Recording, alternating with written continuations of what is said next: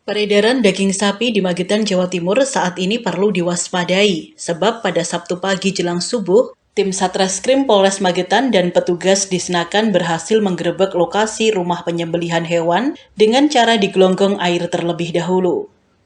Penggerebekan oleh tim Satreskrim dan petugas Disnakan di Desa Pupus, Kecamatan Lembean, Magetan, Jawa Timur diketahui pemilik usaha rumah penyembelihan hewan ilegal ini bernama Sunarto. Warga setempat dalam kesehariannya menjadi juragan sapi juga jagal sapi. Menindaklanjuti penggerbekan dan temuan daging sapi gelonggongan, Harun Rosidi, petugas kantor Disnakan Magetan memastikan daging tersebut merupakan daging sapi gelonggongan, sengaja digelonggong 5 jam menggunakan air sebelum disembelih sehingga daging itu bertambah berat berisi air.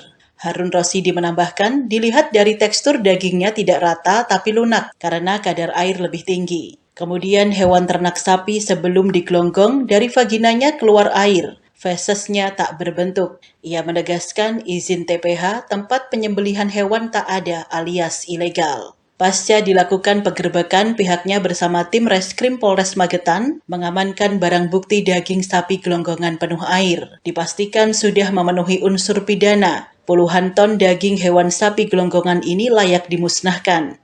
Pihaknya mengapresiasi langkah Satreskrim melakukan upaya penindakan tegas, aksi kejahatan terhadap hewan dan keselamatan konsumen yaitu daging gelonggongan.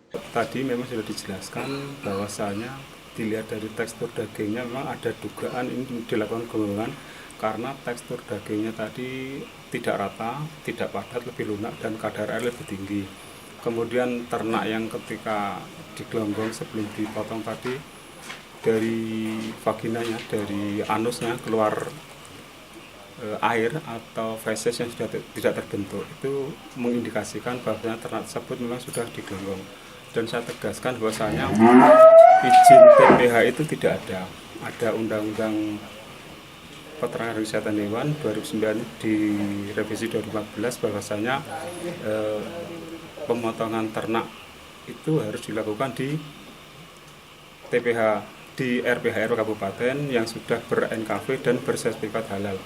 Tidak ada izin untuk pemotongan di TPH. Kemudian untuk pemotongan jenis tertentu itu misalnya betina ada syarat dan yang harus dipenuhi.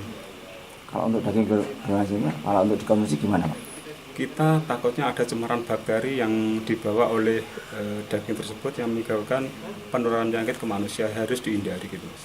Harus dimusnahkan nantinya gitu. Dari Magetan, Jawa Timur, Tim Liputan Pewarta mengabarkan.